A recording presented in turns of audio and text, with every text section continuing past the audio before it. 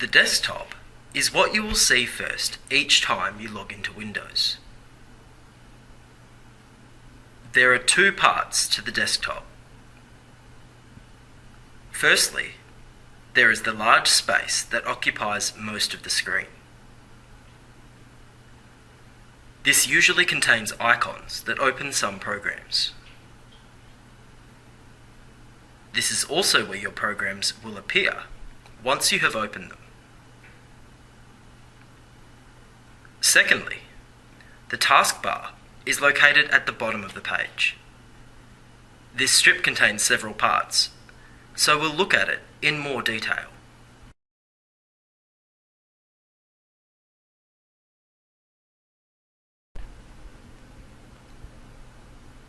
The taskbar is the thin strip at the bottom of the desktop. It contains a number of parts. At the left is a circle with the Windows logo in it. This is the Start menu, which we'll look at in a moment. Next are program icons, such as Internet Explorer, Windows Explorer, and Windows Media Player. Clicking once on any of these will open up each of these default programs. If you have any other programs open, for example Microsoft Word, you can see the icons for these along the rest of the taskbar.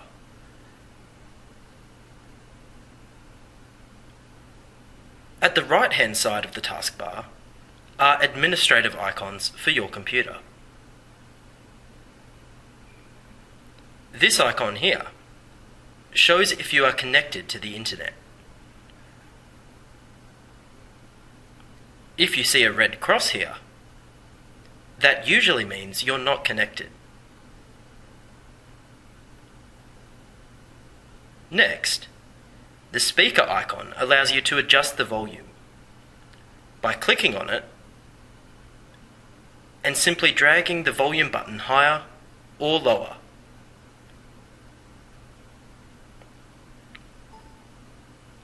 If you click on the time and date, this will show a calendar and a clock, and you can reset these if you need to by clicking on the Change Date and Time Settings button and then following the prompts.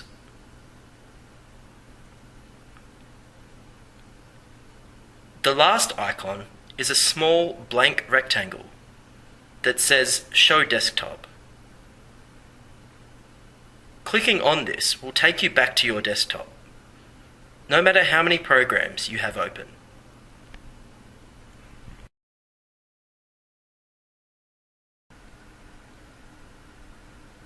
To open up the Start menu, you simply click on the Start button on the left-hand corner of the taskbar. This is the Start menu.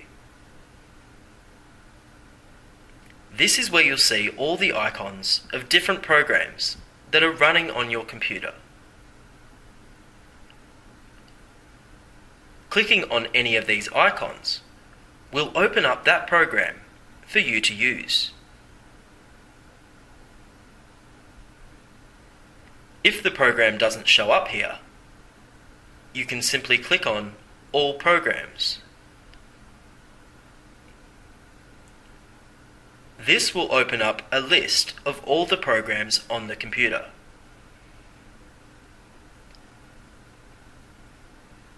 If you need to go back, simply click Back. There's also a search bar within the Start menu. This is where you can search for programs or for individual files on your computer. For example, if you need the program Paint, you can simply click in the search bar type in paint, and it will bring up that program. All you need to do is click on the icon, and it will open the program up for you.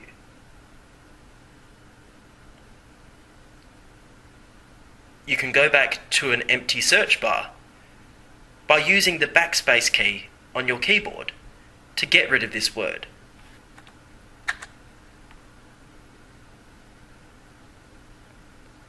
If instead you need to search for a particular file, and you know it has the word dog in it, for example,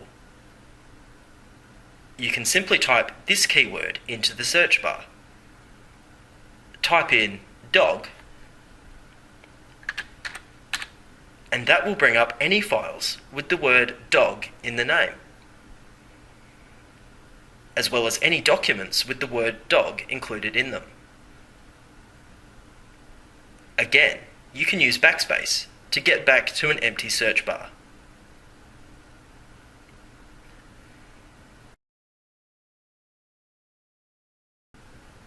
At the right-hand side of the Start menu are a number of important icons. Some of these include Computer, which is where you can access your hard drive, as well as any CDs, DVDs, and USBs. Control Panel, which is where you can view and modify your computer's settings. Devices and Printers, which is where you can view and manage your printers, scanners, and other items of hardware. And the Help and Support tab, which will give you help in troubleshooting any problems on your computer.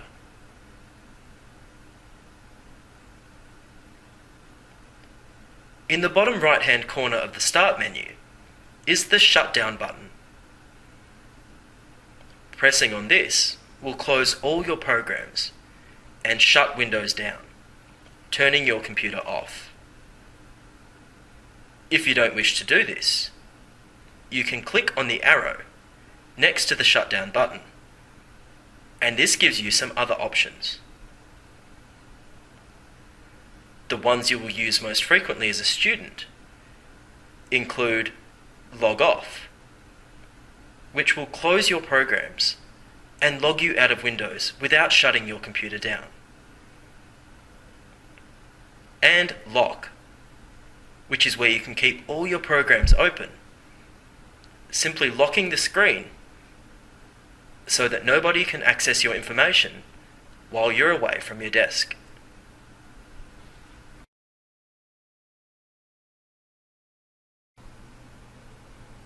While we're in the Start menu, we can click on Computer to open up a program called Windows Explorer. Windows Explorer allows you to browse all the information and files that are stored on your computer.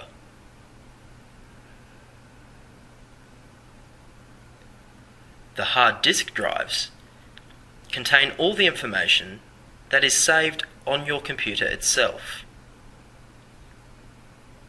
while the devices with removable storage contain information that can then be removed and transported to a different computer.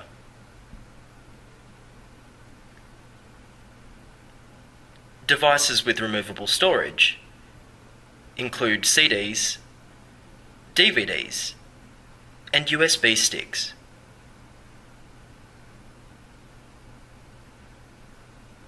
We can close this window by clicking on the X at the top right-hand corner.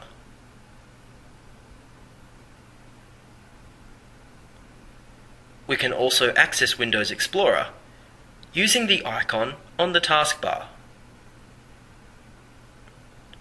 We simply click once using the left button on the mouse, and this will open up Windows Explorer. This is where we can access all our drives through the link for Computer as well as our libraries, where we can find the documents we've saved, as well as music and pictures.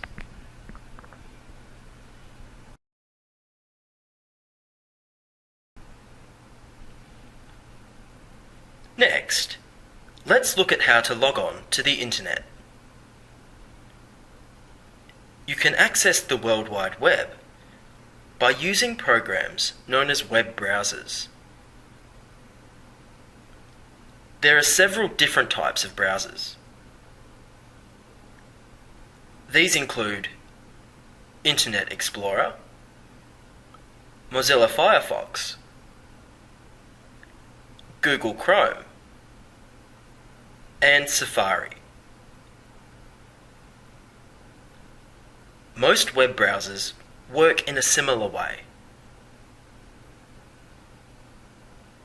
Let's try using Internet Explorer.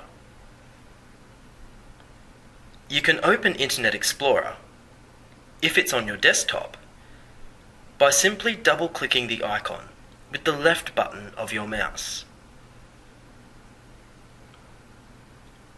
Internet Explorer is also found on the taskbar. You can simply click it once with the left button of your mouse, and Internet Explorer will launch.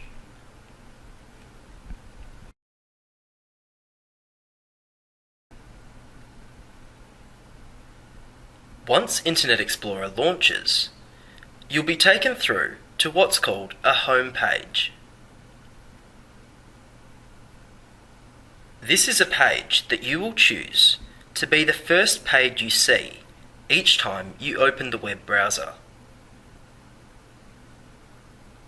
At ECU, the home page is always set to www.ecu.edu.au,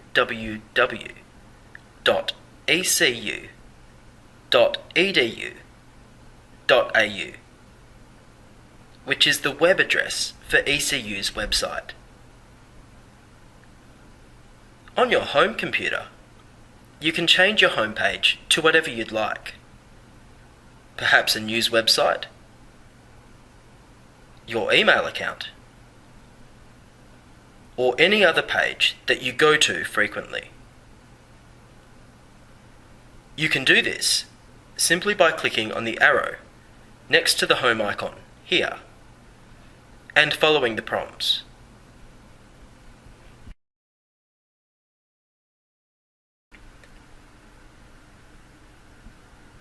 At the top of the browser, you'll see a bar known as the address bar.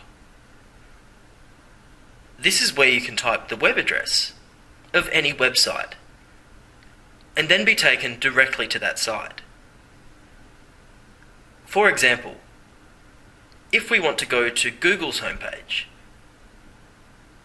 we can type in the address here, if we know it, press enter, and we'll be taken through to that website. Let's try that now. We can click once here and delete the current address using the backspace key on our keyboard. We can then type in the address for Google's homepage, www.google.com, and then press enter on our keyboard. This takes us through to the homepage for Google, which is a well-known search engine.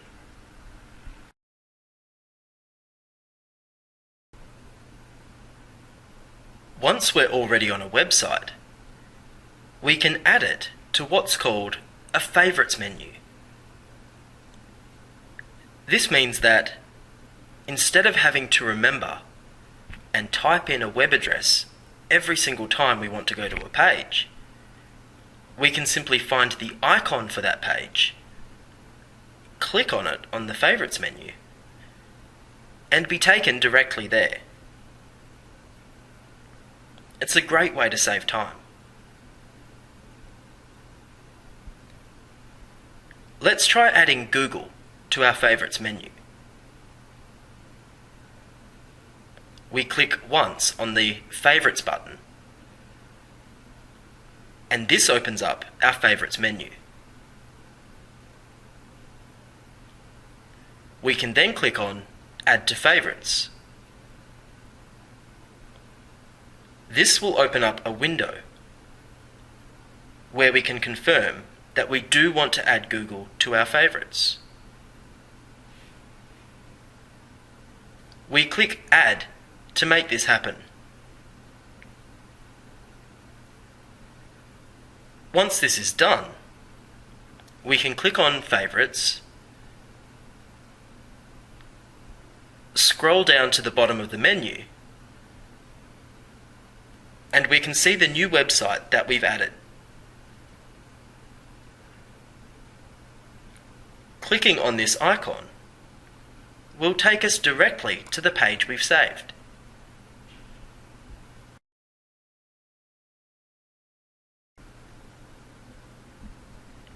If we're on another website and we'd like to return to our home page, we can simply click on the Home icon, located along the top of the web browser. Clicking once on this icon will return us back to our home page. If we then decide that we'd like to go back to a website we've saved as a favourite, we can return back up to our Favourites menu, click on the link for Favourites, choose the website that we'd like to go to, and click on it to return to that page.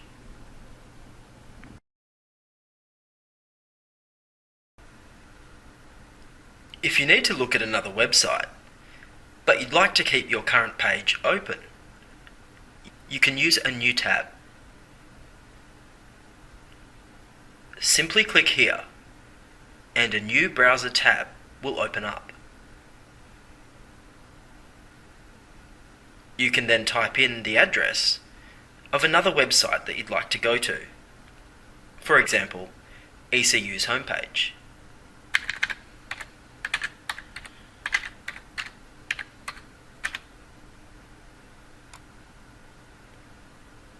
If you'd like to return to the page you were on before, you can simply click on that tab and you'll be returned to the other page.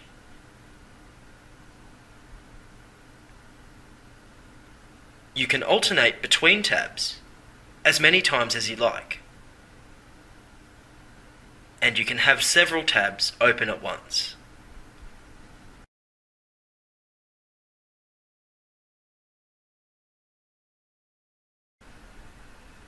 If you need to use the internet to find information, you can start off using the search bar at the top right-hand corner of the browser.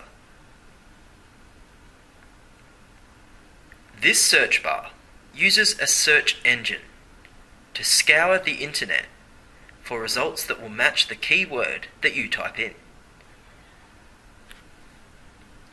This browser uses the Bing search engine, which is one of many search engines, such as Yahoo Search and the world's most popular search engine, Google. Let's try searching for something. For example, if we need information on the Enlightenment, we can simply click once in the search bar, type in our keywords, the Enlightenment, press Enter on our keyboard, and this will bring up the best results that the Bing search engine can find.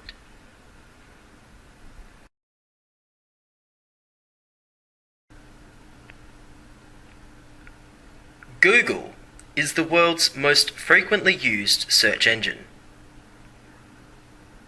If we type in www.google, google.com in our address bar and press enter, this will bring us to the home page for the Google search engine. You can search information through Google in the same way that you use the search bar. If we use our keywords from the previous example, we can type in the Enlightenment,